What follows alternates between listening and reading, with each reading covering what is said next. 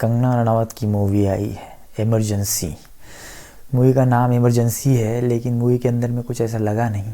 Movie 2.5 घंटे की है। 2.5 घंटे की मूवी के अंदर में इंदिरा गांधी के बारे में बताया गया है, पर्सनल लाइफ के बारे में भी और पॉलिटिकल के बारे में भी। तो पॉलिटिकल करियर कैसा है, मतलब उसके अंदर में क्या कुछ हो रहा है, कौन सजेशन दे रहा है। अनुपम खेर भी है, श्रेयस तलपड़े भी है, अटल बिहारी वाजपेयी का रोल प्ले किया है।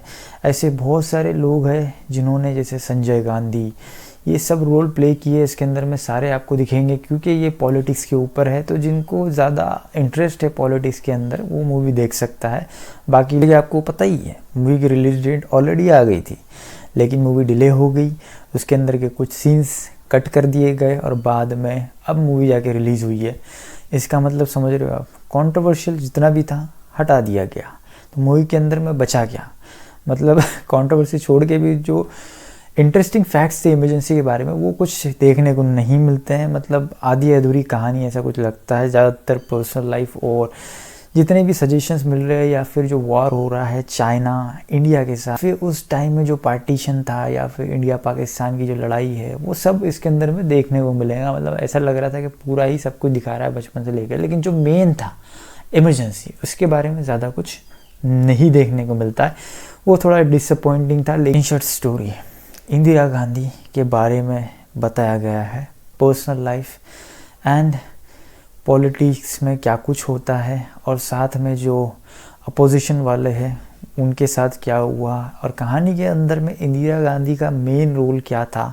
इंदिरा गांधी ने कैसे प्रॉम्प्ट डिसीजन लिए, या फिर उसके अंदर में कुछ डिसीजन गलत हुए, उसका कुछ रियलाइजेशन था या नहीं था, या फिर उनके कैबिनेट में जो मंत्री है उनके सजेशन से लिए गए डिसीजन थे, या फिर उन्होंने खुद ने डिसीजन लिए, वो देखना इंटरेस्टिंग है।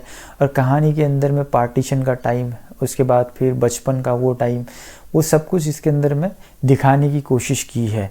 और आगे कहानी में क्या कुछ होता है, क्योंकि कहानी के अंदर में जब इंदिरा गांधी का मर्डर कर दिया जाता है, उसके बारे में भी दिखाया गया है। तो कहानी कैसे एंड होती है उसको देखना भी ज़रूरी है, उसके लिए आपको मूवी देखना पड़ेगा। अब बात करते हैं इसके अंदर में क्या है ख़ास और क्या नहीं। अब जैसे कि हमको लग रहा था कि कहानी बोरिंग होंगी, लेकिन उतनी भी कुछ बोरिंग नहीं है। अपने को लग रहा था कहानी कंट्रोवर्शियल होंगी, लेकिन वो भी नहीं है।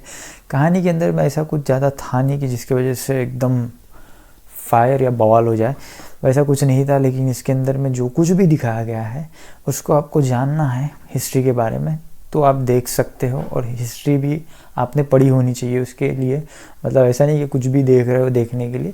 This is why the history you should be aware of. और फिल्म के बारे में कहाँ से क्या फैक्ट्स उठाए गए हैं उसके बारे में आपको मिल जाएंगी इन्फॉर्मेशन। अगर गूगल पे आप थोड़ा बहुत सर्च करोगे तो वो सब चीज़ें आपको मिल जाती है। लेकिन कहानी के अंदर में जिस तरह से लोगों ने प्रेजेंट किया है, मतलब डायरेक्शन या फिर जो भी था वो कंगना रनावत ने किया है। तो कहानी के अंदर में बहुत सारी ऐसी चीज़ें हैं जो देखने की ज़रूरत है। क्या हुआ जवाहरलाल नेहरू के बारे में भी बताया गया है, वो सब चीज़ें हैं। Operation blue star, partition and जो भी हुआ था बांग्लादेश का, और वो सब चीज़ें इसके अंदर में देखने को मिलेंगी। बड़े इंटरेस्टिंग तरीके से प्रेजेंट तो किया है, लेकिन कहीं कहीं जगह पे कुछ भी मिसिंग लग रहा था। मतलब कहानी शुरू हो रही है, फिर ख़त्म हो जा रही है, फिर कुछ दूसरा बता रहा है, फिर इट इज़ लाइक दैट।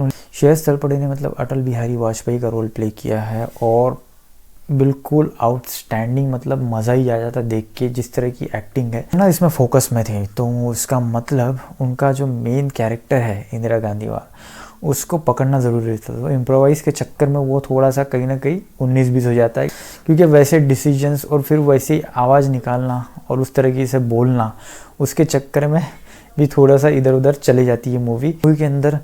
थोड़े बहुत डायलॉग्स और जो गाने हैं वो अच्छे हैं, वो देखने लायक है। मतलब गूज़बम्स आते हैं। उतना तो दम नहीं लगा। कहानी थोड़ी सी बोरिंग लगेंगी आपको, क्योंकि ये पॉलिटिक्स के ऊपर है, लेकिन फिर भी इंटरेस्टिंग बनाने की कोशिश की गई है। इधर उधर से ट्विस्ट एंड टर्न्स, और जो भी इसके अंदर में दिखाया गया है डिस्कशंस, वो सारी चीज़ें जो भी होता है इंडिया की हिस्ट्री के बारे में भी थोड़ा बहुत आपको टच करेंगी। फिर भी मूवी के अंदर में कुछ अच्छे डायलॉग्स और कुछ घुमाने वाले सीन्स होते हैं, तो अपना दिमाग घूम भी सकता। फिर भी आप इस मूवी को एक बार तो देख ही सकते हो, बाकी मर्जी आपकी है। मैं मिलता हूँ आपको नेक्स्ट वीडियो में, तब तक के लिए गुड बाय।